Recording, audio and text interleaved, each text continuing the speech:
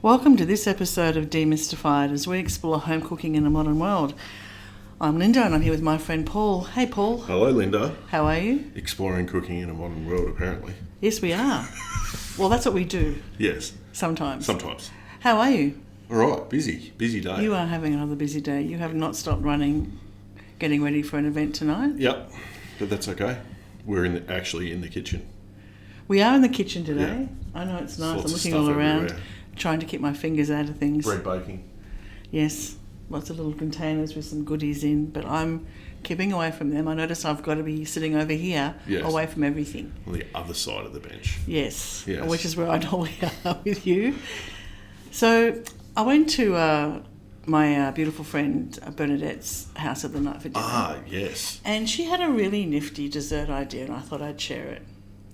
So my friend Bernie doesn't really like desserts that much. Yep. But she loves having people over. And This isn't that gruel rubbish that you were promoting for a while there. No, that's my dessert. No, this is... What was that called again?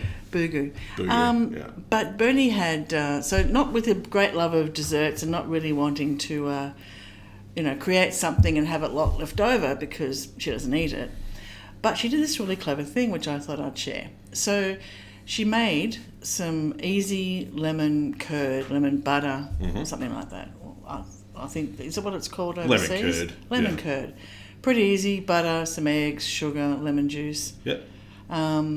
Doesn't take that long, No. and you can get it to your desired thickness pretty simply. Although you might have some suggestions on how to fix it if it's too thick or too runny. Mm-hmm. And she made a pot of that and then got some little freezer ready to bake little pie tart cases and and just whipped up some cream.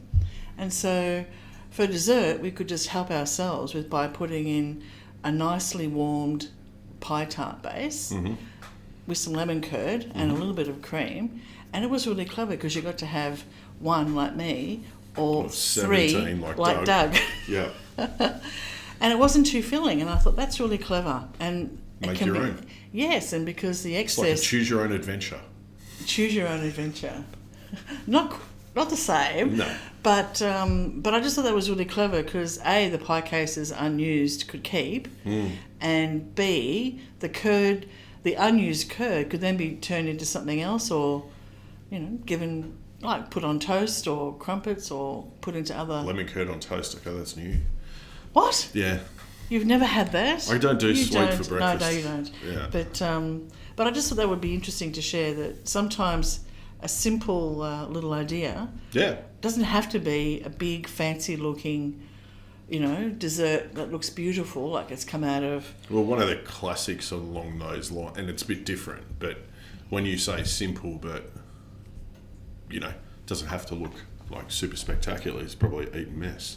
Yes, which is how most of my pavlovas end up. But, I mean, essentially, like, you go in with the grandest of plans of making a pav, and let's say something happens, doesn't mean... And this is kind of a theme for Bernie's, I think, previous dinner, where the oven crapped out. Yes. And what are you going to do with the ingredients that you have? So let's just take that theory.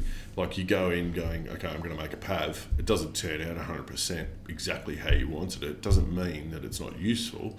You're still going to need some whipped cream. You've still got fruit there. Like, basically, layer it into a glass, eat and mess. Like, for want of a better term, eat and mess is, got some other ingredients in it. But realistically, why not? Absolutely. Well, I have been known to make a pav and it's turned out rather big on the baking tray in the oven. And then when I've come to transport it to where we're going, it won't fit. I can't find a tray big enough and it breaks anyway. But I have a number of bowls with lids on that I've just, in the end, roughly broken up the pav, poured in the cream, poured in the fruit and taken it like that, which is actually easier to serve.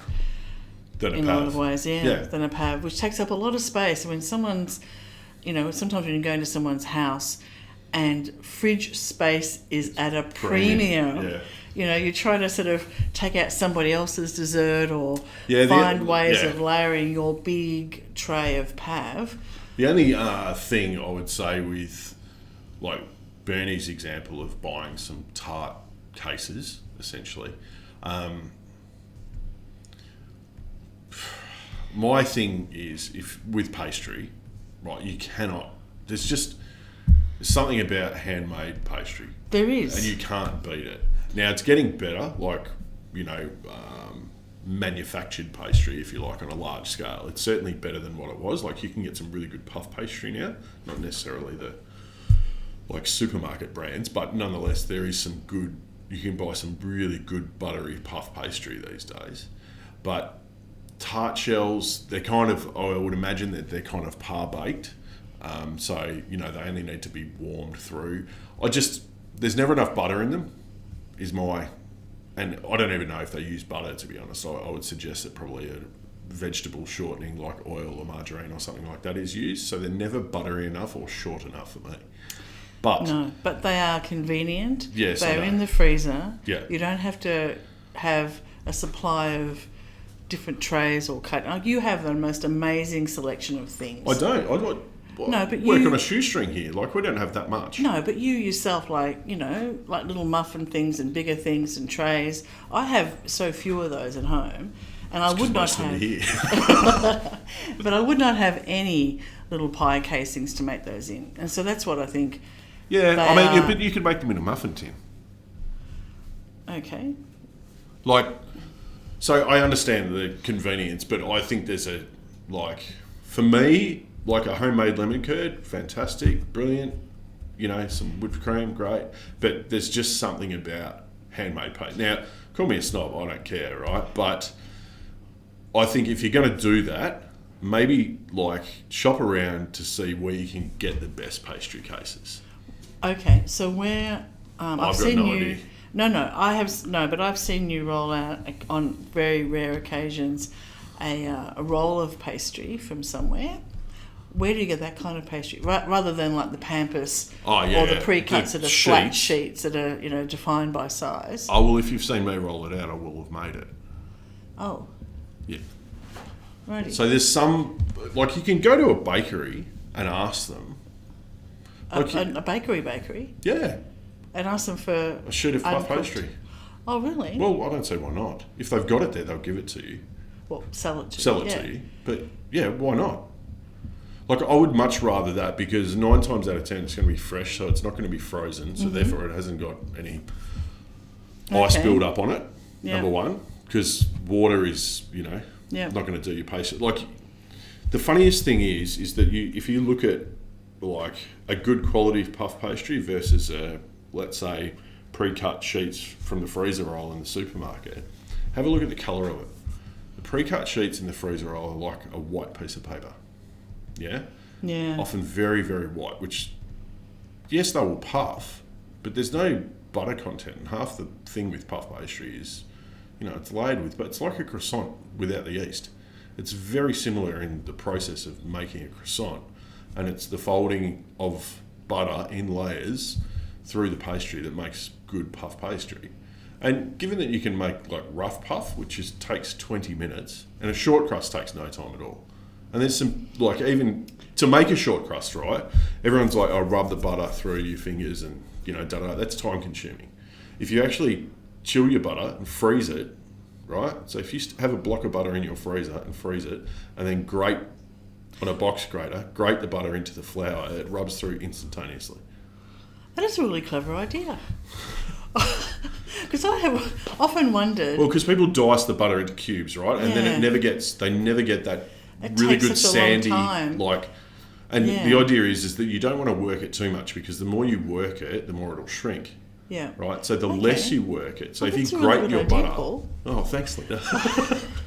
No, but I've often wondered what sort of shortcuts you might have, because I see how much pastry you can sort of use, and I just think, wow, where did you find time to do that? Yeah, I do so a great go-to, and I probably the best sort of go-to standard pastry is Maggie Beer's sour cream pastry. It is a no-fail, no matter what you do, no matter how bad a cook you are, you can't mess that pastry up. Why were you looking at me when you said that? Well, who else? There's no one else in here. Yes, but you really looked at me. But that's a no-fail. Okay. Sour cream Pastry. Yeah, and it can be used for sweet, savoury, anything. Okay. Right? So it's really, really super simple. You can do it in a food processor. Okay. So super simple. So I'm not but saying that Bernie's idea wasn't a good one. No, it was I thought it was a great one. Yeah. But I take your point. But you said you can make rough puff. Yeah. So what's that? Well, it's like puff pastry. It's just that it doesn't involve so much labour. Now, traditional puff pastry is like 7 folds and 7 turns, right? So basically, you get your butter. You get essentially puff pastry is flour, water, which you make a dough out of. We did a recipe on the website. Yeah, I know. And then, but you called it rough puff. I don't think you called the one on. No, because the one on the website is proper. Yeah, that's why. So rough puff is just a shortened version of it. Yeah. Right, so you don't have to fold it as much, you don't have to turn it as much, you don't have to do as many layers. It's a quick version. It's a common thing, rough puff. Is it? Yeah. If you just want to do it. So what are the shortcuts? Pastry. Just not as many folds and turns and all the rest of it. Okay. So it does work. I can't remember off the top of my head the difference in the recipe. There may well be a minor difference, but off the top of my head, I can't remember. But yeah, so rough puff's quick. Freezing your butter for any pastry, like that you're doing when you're rubbing. If you see a recipe that says rub the butter through the flour, freeze your butter, grate it on a box grater. It will take seconds. Because remember, the warmth of your hand will like help that butter, and it will distribute much more evenly throughout the flour, much more evenly. It's so much faster. All those years. When I was like because you pastry cook so often. When I was a kid, it was something that when my grandmother was down staying with us, she used to love, and I'd be in the kitchen cooking with her, and it'd be nope, keep rubbing, not fine enough. Yeah, well, the more you rub, the more you work the gluten. Yeah, the more likely your hands get sore. You're going to have to rest it for longer, so it doesn't shrink. Yeah, so yeah. And there's another technique where once you've got your liquid ingredients, so a pastry can either have water or egg yolks, some people use, or both. There's a technique where you use the heel of your palm, and you actually, like once it's sort of semi coming together, tip it all out onto your bench and just use the heel of your palm and basically rub your palm through the pastry down onto your bench top. It's called fraisage. It's a French term, right? And that will bring everything together much quicker than like trying to squeeze it together with your fingertips. Oh yeah. Yeah. So there's a couple of like classic French techniques in there. Well, it's because of all those childhood memories, and I love my grandma and loved cooking with her. But having to stand there really for doesn't sound like it. Hours making, and then to be not good enough. I didn't really do a lot of it as an adult because it's the funny thing is the best pastry that I've ever eaten was an ex-partner of mine's grandmother in Adelaide. She was Polish, and she made some sort of, I can't remember the tart because I was just that blown away by the pastry. I think it was Christmas time. It was a mince tart, and it was still to this day the best pastry I've ever eaten, and she wouldn't tell me how she did it. She basically sat there and told me that I didn't know anything because I was Australian and I wasn't allowed to be a chef because I'm Australian and all this stuff. But nonetheless, her pastry was like melted in your mouth. Wow. And she worked on an oven which was outside under the patio, like proper old school. But you could not convince her to buy a whisk. Everything was wooden spoon. Yeah. But that handmade, you cannot beat that handmade. But for a convenience thing, absolutely. And let's say you make a pastry, right? Let's just turn this another way. Mm-hmm. Let's say you make a pastry and you go to the effort and you line your tart tin or something and it shrinks. And you've got this baked pastry but you can't pour anything into it. What are you going to do with it? And you've got your lemon curd there. Why wouldn't you put your lemon curd in a jar or a glass or something like that, crumble the pastry up and sprinkle that on top? There you go. Which when things we go actually wrong. did. Yeah. When things go wrong. Because my issue with like a lemon tart, which is one of my favourite desserts of all time, is that you're pouring a liquid onto a baked pastry base and over time it will get soggy. Now, there's only probably a handful of people that I know that consume enough lemon tart, one being your husband, the other being my father-in-law, to actually get rid of it before it starts to go soggy. And this was a challenge that we used to have in restaurants all the time because in a lot of French bistros, we used to love serving tarte au citron, which is lemon tart. And it was having to make it every day, even though you might only sell 1 or 2 portions, because you knew that if no matter where you left it overnight, it was going to get soggy. So when cooking with steam came about, one of the first desserts I did was actually pour the lemon curd into a glass and steam that. Yeah. That way you get the perfect curd. So it's that super silky smooth, I have made that a few times too. Yes. And then rather than worrying about the pastry, what we did in that occasion was we made the pastry and froze the pastry, and then we grated that pastry frozen and then baked it. So when it came to serving time, all we did was sprinkle the pastry on top, so it was like pastry crumbs, dollop of whipped cream. It's a lemon tart for all intents and purposes. It's just crunchy. The other way up, and your pastry's crunchy. Best part of it, crunchy pastry. That was good. That said, that if you do make pastry and you want it to sort of seal, once you've blind baked it, sort of 3/4 of the way, brush the entire surface with egg yolk. No water, no nothing else, egg yolk. And it puts a sheen on it, but it will seal it a little bit and it will stop things from going as soggy. There's another tip. Okay. Oh, cool. But yeah, sorry, Bernie. No, I'm not bagging your idea. No, but it was just a clever idea on how to take...